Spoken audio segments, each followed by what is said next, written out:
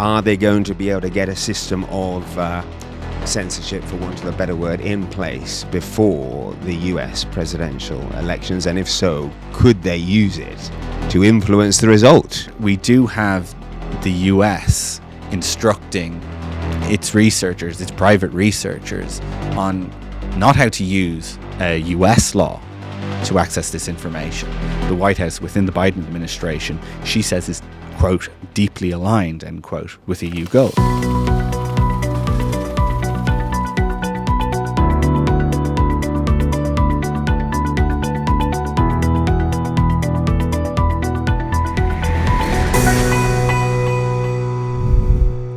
Hi, my name's Justin Stairs, and opposite me I have Peter Caddle. We're in the Brussels Signal studio, and we're here to talk about big tech legislation, in particular the US attitude, the attitude of the Biden administration towards the EU big tech clampdown, which we've seen happening over the last year or so, social media clampdown and what have you. So Peter is here to talk to us about what happened 2 weeks ago, was it, this meeting? Just a week ago, just last week. A week ago, between the US administration and the European Commission, where the US side seemed to be warming up considerably towards the European Commission's clampdown. Explain to us, Peter, please, what's going on? Basically, we seem to be seeing a big shift in how the Biden administration sees EU regulation of its tech companies. So in a statement issued alongside the European Commission last week in the wake of their Trade and Technology Council,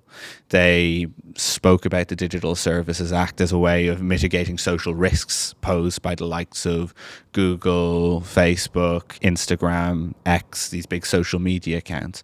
But more interestingly, they issued a companion document alongside the EU detailing ways that researchers in the United States can use these regulations to actually get information out of American companies. Right, so let me try and simplify that. Basically, what you're saying now is the EU or the European Commission is giving US researchers access to the information that the European authorities are gathering under the Digital Services Act. Is that fair? Yes. Well, there's a bit more complexity to it, but under the Digital Services Act, there are obligations on these very large online platforms, your likes of Google, Facebook, or Meta, I should say now, Elon Musk's X, that they have to make anonymized data available to researchers. So things on their algorithm, on what ads they show, and things like that.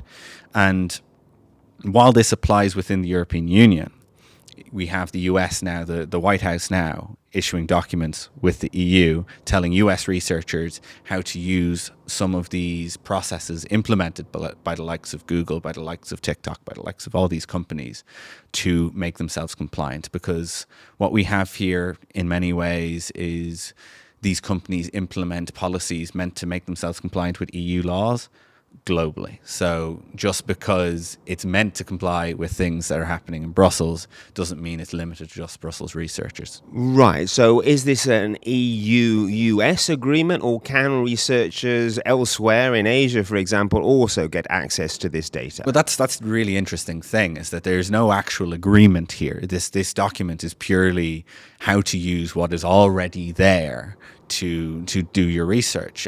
So it could be, in theory, used by any researcher all over the world, whether they be from China, India, any other third country.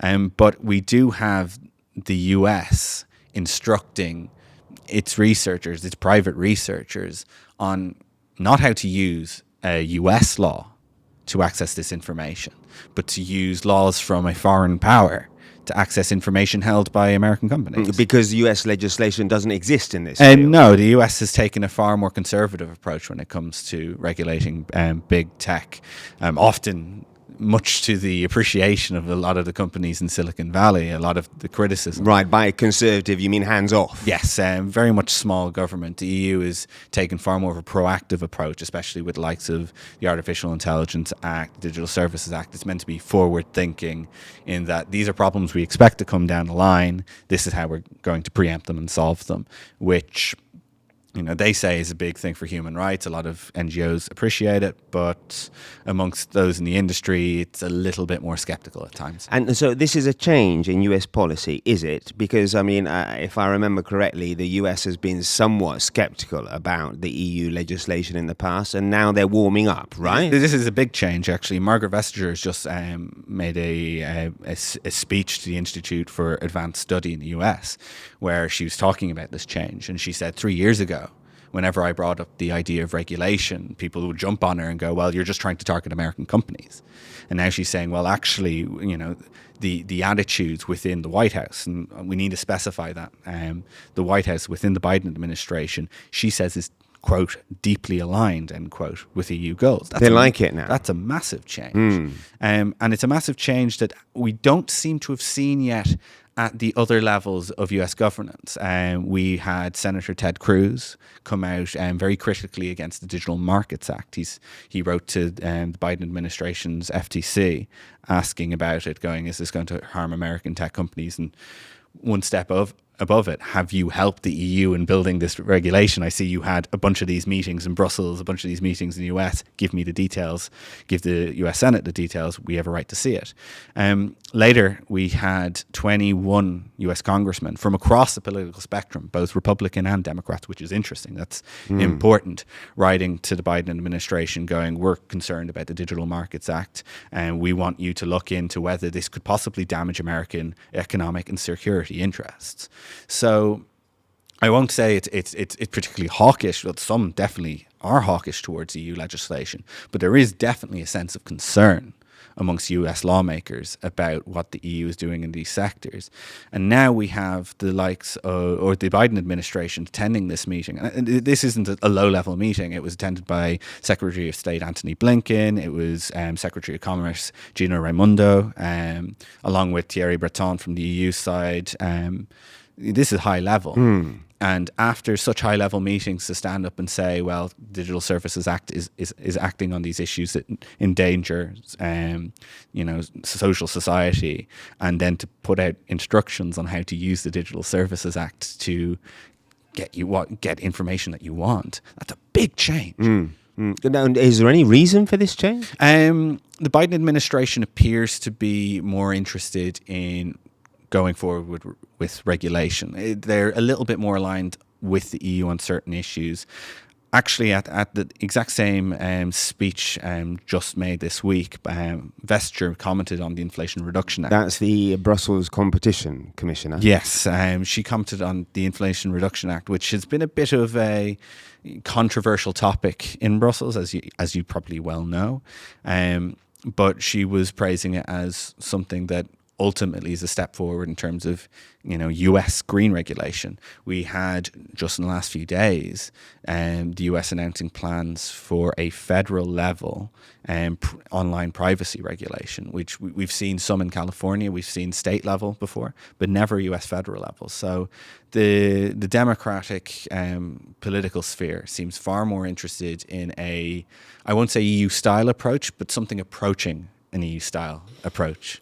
Now, is there any link between this privacy-driven legislation and the elections that are coming up, both here in the European Union and later in the year in the US? Short answer is definitely yes. At this Trade and Technology Council, the joint statement played heavily on China.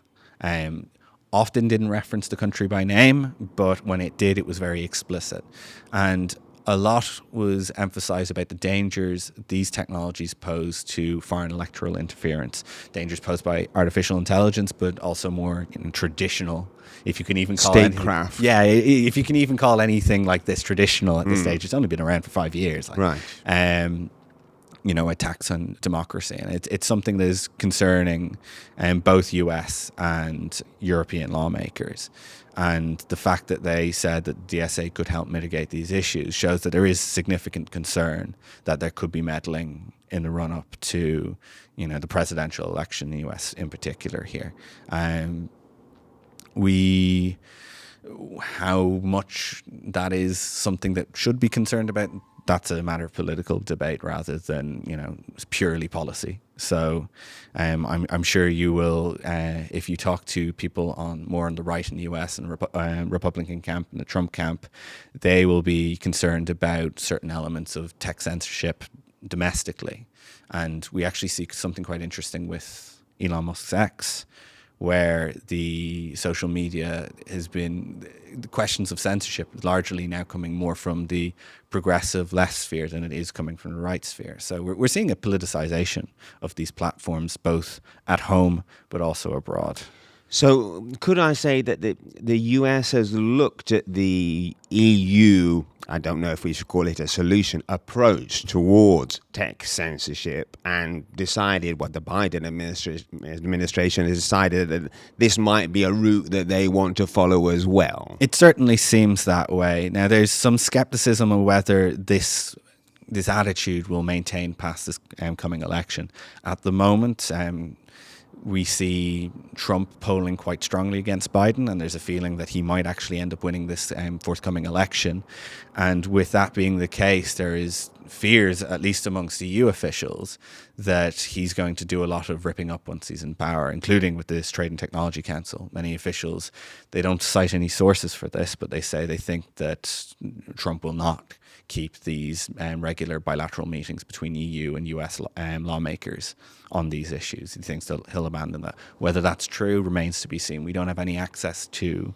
Well, it's definitely true, isn't it? There are lots of EC officials who are worried about a Trump presidency in many areas, not just big tech. That they think that it would be disastrous, don't they? They don't say that quite as much in public as they do in private. Okay, so can we just focus quickly on the EU elections and the ability to actually censor content? I mean, as we're here, we're only, 10 weeks away from the European elections now. What are we seeing and what are we likely to see in terms of censorship over the next 10 weeks? Well, Vestager was actually quite clear in her statement this week that the purpose of the Digital Services Act is not to censor anything. It is just to clamp down on content already deemed illegal under EU law. If you ask a lot on the right within Brussels, they seem far more skeptical of that, because the Digital Services Act does contain wide-ranging powers to punish tech companies operating in Europe with hefty fines up to 6% of their global annual revenue, or even temporarily tear them off the European internet. Now, Thierry Breton's been quite vocal about this being possibility as being a way of hauling back control, towards lawmakers, towards elected officials, rather than Thierry Breton. Of course, he is the EU's digital enforcer. He's also unelected, but we'll leave that to one side. Right, yeah. But he's also emphasised that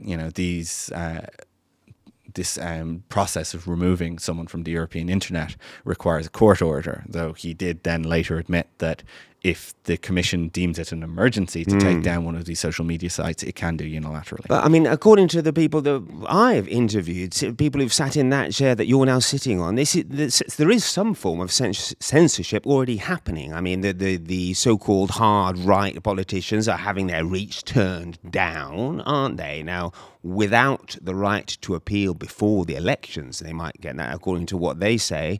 I mean, is this censorship, self-censorship, or is it at the behest of European authorities? It's probably somewhere in between, in that before any of these rules were ever implemented, we saw significant censorship online from, a lot of these tech companies. A lot of people, had their reach limited. We've seen that before. So-called shadow bans, which were highly controversial and supposedly have been axed by the Digital Services Act, actually. So now that we're seeing it regulated, in some ways, we are actually going to see, at least on paper, a bit more accountability, in that you will be able to appeal this form of censorship. Now, these processes take time, and a lot of these companies are concerned with two things. Well, one thing, which is profit. It's the bottom line in many ways. But to protect that, they're concerned with personal reputation, and in terms of being associated with people on the fringes of politics, both on left and right, is perceived as dangerous, but also with the possibility of being fined. So we often see, especially with EU regulation, that a lot of these companies opt for the rather safe than sorry approach. So we see delays, like moving away from the speech example, we see delays in rolling out products in terms of AI because they're not sure if the product they roll out is going to be compliant with the DSA, compliant with the forthcoming AI Act. And I wouldn't be surprised if we're seeing something similar to that on social media, on the likes of TikTok, on the likes of Meta. Better safe than sorry. But isn't it somewhat ironic that Elon Musk, for example, has boasted about how he supports free speech so much, and then nevertheless in Europe, politicians, elected politicians, are having their reach turned down? I mean, how can we explain this apparent contradiction? Is it, again, part of this better safe than sorry policy? We're getting into quite a bit of speculation here, but it's worth talking about, in that we have heard those claims in run-up to European elections, that even on X that there is seemingly some throttling. Now, it should be mentioned, there are some innocent explanations. Algorithms are changed to promote certain content over others. Might have nothing to do with politics, and some of these politicians. But hold on, but TikTok has actually admitted to having turned down. Yes, TikTok. Max Kra, yes. they turned him down. And in very close to the European elections as well, in terms of his ability to appeal that. Will he be able to get anywhere before the elections? Perhaps, but at that stage, the damage is probably already done. Digital Services Act on paper is supposed to mitigate this. We haven't seen that yet. We haven't really seen these rules being used to prevent this sort of, if not arbitrary, then inexplicable at the moment, elements of censorship online. Maybe that will change, maybe that won't. That's only time will tell. Okay. But, and I mean, the actions by TikTok, according to what we were told here, were at the behest of one authority, who knows which one. But, I mean, is that legal?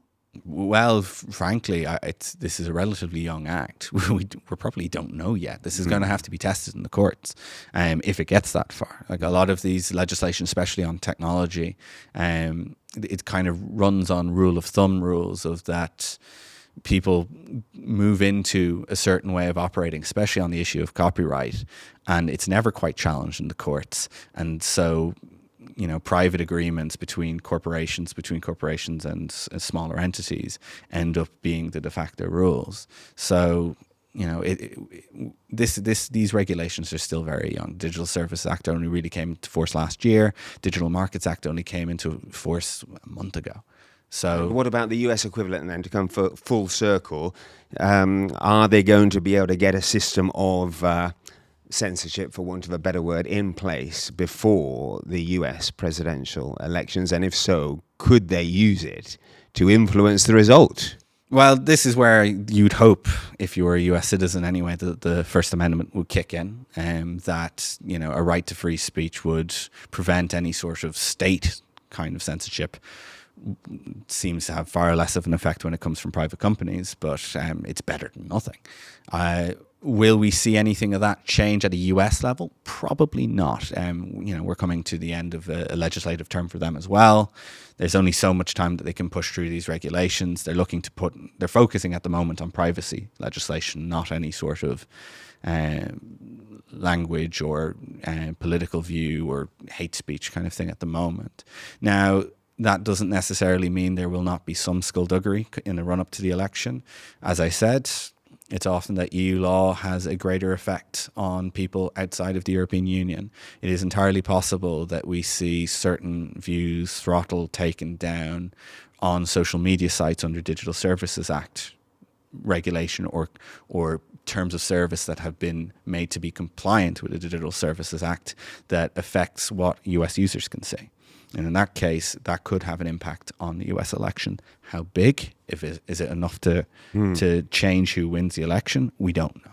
that remains to be seen. Well, that can be the subject of podcast number 3. This is our second EU Big Tech podcast. Check out the first one, which we have on our site, and see you for the next one. Thanks a lot, Peter.